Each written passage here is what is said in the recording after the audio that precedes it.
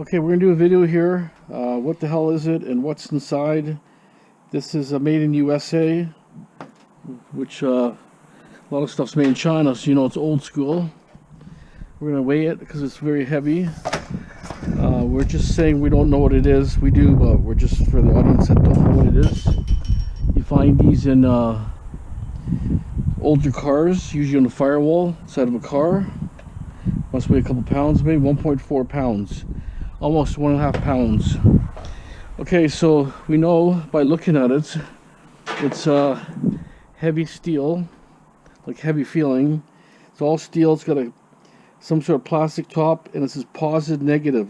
If you look here, we'll take my grinder, and we're just gonna grind this top here. We know that's brass. We see brass sticking out of here. So the actual term, it's called a coil. It's part of your ignition system for a car. I got a little detail here. Okay, the ignition coil. It's got basically a secondary winding, 2200 turns over a steel core. So it's basically like a transformer. So it creates 12 volts into high voltage. The primary is okay, secondary is I guess a smaller wire at 2200 turns. The primary winding is 200 turns. So it's a transformer with two different windings, probably thick wire and thin wire, I would think, because 2200 turns would be really thin wire. 200 turns would be a lot thicker. Makes sense because the amount of turns. High tension terminal secondary power. So voltage and positive that goes in here. High voltage comes out. How many volts? 40,000 volts at 50 milliamps. 1 amp, it would probably kill you. So basically 50 milliamps, it's 1,000 milliamps is one amp. So 50 is that. So it's 5 to 50 milliamps to make into one amp. So that's 50 milliamps. So just tells you the output. Obviously we know there's going to be copper in there. That's the only way you'll get turns and stuff. You couldn't use steel wire and steel core. Probably wouldn't work. Aluminum works, I would think, on some aspects. Maybe not so much as this coil. What the coil really does, converts 12 volts into high voltage, 40 volts, 50 amps. It's part of ignition for your spark plugs. All it does is it puts burst of energy into your spark plugs that creates a spark that combusts your gas through your spark plug. So without this, your car would not run. You need a spark to burn that, to burn the vapor and all that. So it's part of the ignition here. Here's another photo here. So it goes from battery into ignition coil to condenser, ignition points. So you have a little cap and rotor, we call cap and rotor, which that van had. The newer vans, they're a little different. They don't look like that. They're probably more like a little transformer. I'm not sure. This probably looks different, but these come even bigger. Like the MSD and the racing car ones are really big. This is more of a standard off of maybe old pickup truck or something, 70s, 80s era probably. So it goes, like I say, into a distributor cap with a rotor. Rotor spins, creates all this energy, and creates sparks. So, you know, sparks to all different plugs. And it creates, you know, as your gas flows in your vapor, it starts smashing in your motor, and your motor starts spinning and spinning. So that's kind of what it is. Just want to share with you just a little bit of basics on it, because I can tear it apart and make it a 30-second video, but no, I want to at least talk about it. So it is, if you ever worked on a car as a kid, we did that. If you ever touch a spark plug terminal, it's like bang. You feel a jolt of high voltage, and it kind of like, my theory is that you could actually make a stun gun of this, because you could put 12 volts into it, and then from here you can put it on a terminal. It could make a kettle prong, maybe a little portable battery. You know, use this in a pack on a wand like a kettle prong. Technology is so advanced now. A stun gun is a tiny little wand, but now if you want to make an old school one, you could. So let's actually dig into this thing here. I'm gonna get my gloves on. We're gonna dissect. I'm not gonna smash it just because I want to show you a thing in detail. It's pressed in there, so I'm not gonna try to unpress it. I'm just going to cut around here. We'll keep it intact.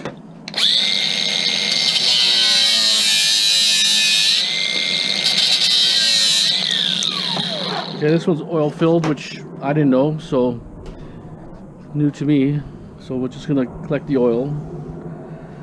I'm not sure what kind of oil it is, so just be cautious, wear your gloves. It's actually got a lot of oil in it, actually.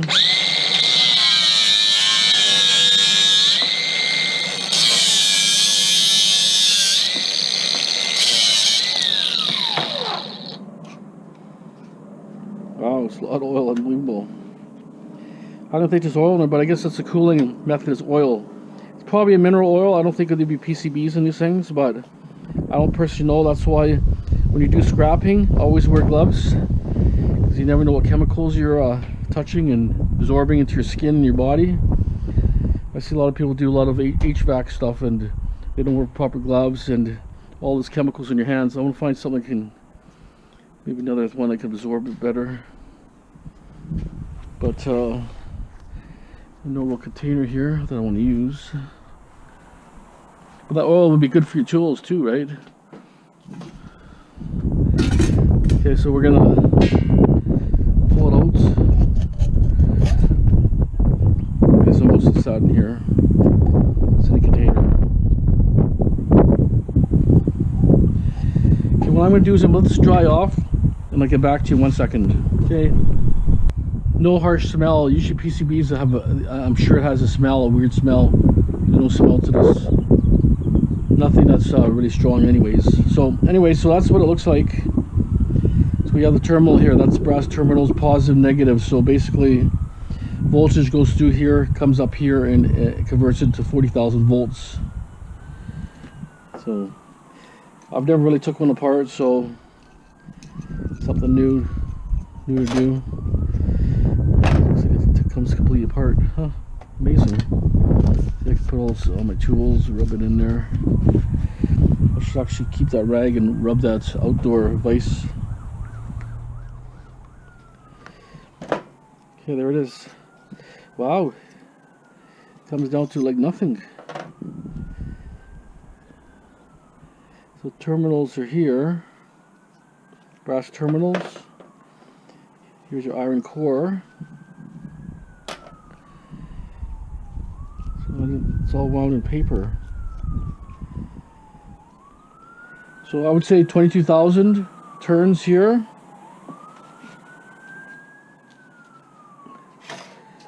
Go here.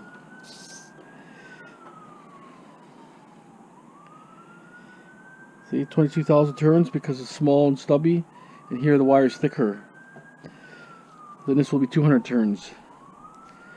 I'm not sure how I'm gonna take it apart, but we'll try to make it slowly so we can see load in stages a little bit better. Okay, so there it is.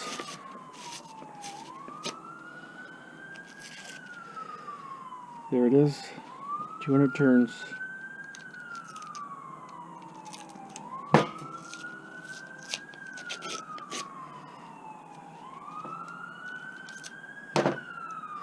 Oh, I see. Okay, there's more turns.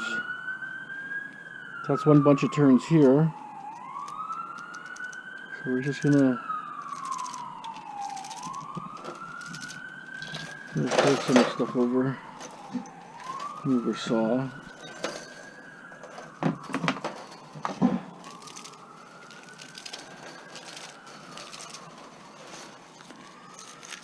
Okay, next layer. So there's a lot of turns here. $200 turns. So I don't know how many turns are here. 1, 2, 3, 4, 5, 10, 15, 20. Hard to say, I don't know.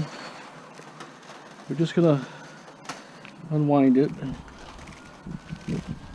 This is too much cardboard. You can't sell it the way it is. They won't accept it. Oh, there it is.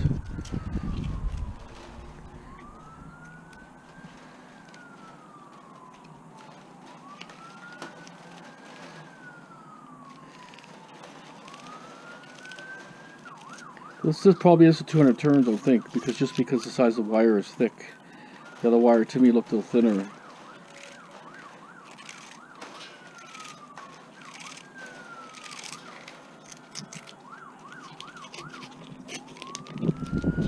Like a waxy paper.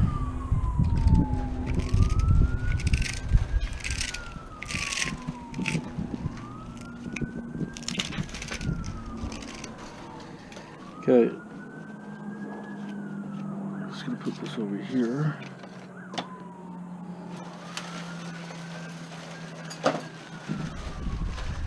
It's obviously going to be copper. This is old school.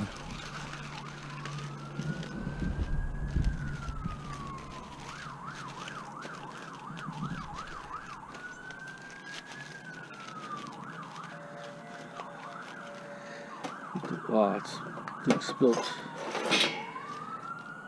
Oh well. I'm going to use that for my vise anyways. We'll collect it all. Here's your other one here.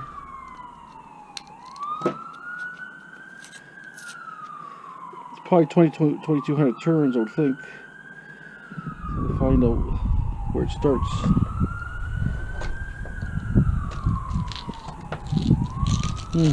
Wow. Look at this. It's like hair. Basically like hair. That's your 2200 turns versus 200 turns. So when I cut that, I can actually cut it completely.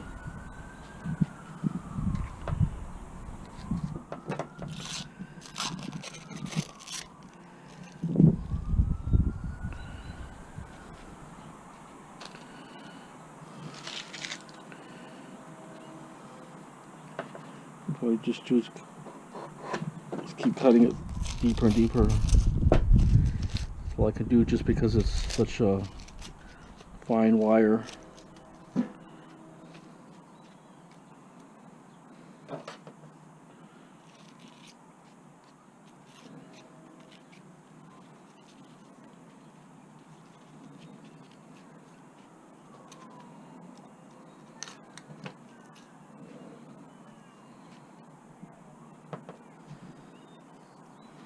Yeah, so no real smell. At least it's not strong smell, if any.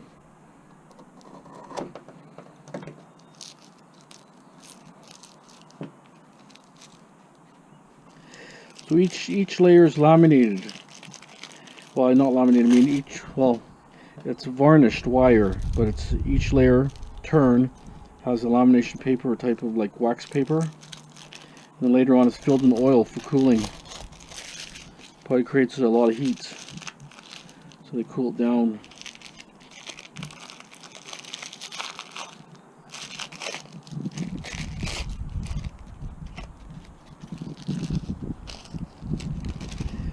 The new ones today may not have as many windings, I'm not sure, because the technology's changed. The voltage system could be changed a little bit, I don't know, but could also be lower voltage to higher amperage even today.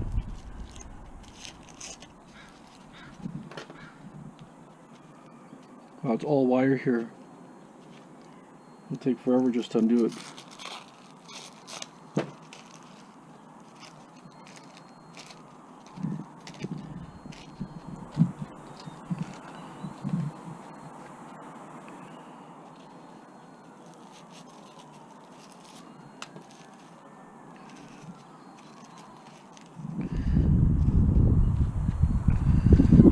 What I'm going to do is I'm going to unravel this completely and see if we can get a little bit of weight off it. I'm not sure how heavy it's going to be, but it doesn't seem pretty heavy, so pretty light stuff.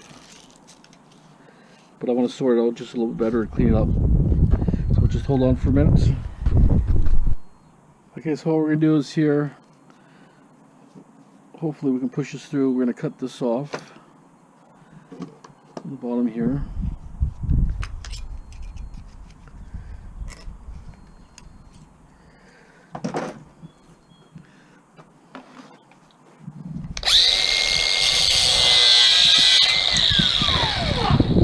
Try to push it out the two terminals here. I'm not sure how it's going to come out. See, I'll probably have to take it out of the ring, then break the plastic. That's an option.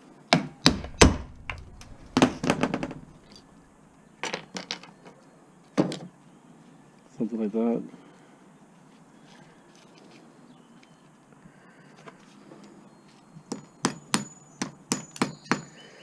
Okay, these little terminals there.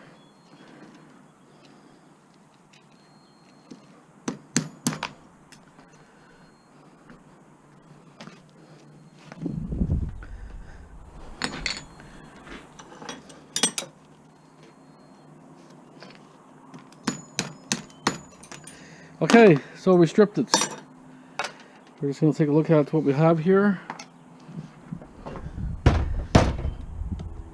I don't know if we'll get much weight or if any weight off here. It's not really that heavy. It's not registering, but need some weight to start it. 1.4. So 4/10 of a pound, so a little bit over a quarter of a pound.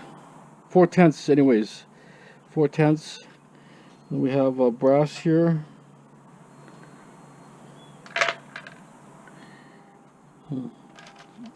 Not really enough to get much on the scale here, but so we're at 1.5, 1.9. So 4/10 is not really that bad. I mean, it is a coil, right? So that's our loot here. I suggest if you cut it, or maybe drill a hole in it first and drain it. Let it sit for, you know, half a day. Most of that liquid be gone because it is pretty messy. It's not, doesn't have much of a smell, so I don't think it's a PCBs. I don't think, but say it is. I'm gonna throw the gloves away anyways. I'm gonna wash my hands with soap and water. What the problem is with PCBs is when your hands get soaked, it could absorb in your skin. But people eat food. When you eat your lunch, a lot of guys worked during the daytimes and their hands were full of it, especially Hydro, BC Hydro, or the electrical companies. They were dealing with the PCBs and they were eating their lunch, not wash your hands, and they were absorbing it. It could cause cancer, right? On some people, not, I won't say everybody, but it's a cancer-causing substance, right? It's banned substance, but I'm not saying it is because I don't personally know, but it could be some sort of vegetable oil or some sort of mineral type oil. Okay guys, I hope you enjoyed the video. Like I say, just a cool little diagrams I pulled off the internet. So that was called an ignition coil used in a car. That's for electrical system, so that creates spark, new spark plugs. It went from 12 volts to 40,000 volts at 50 milliamps. Okay guys, have a great day. Thanks for watching.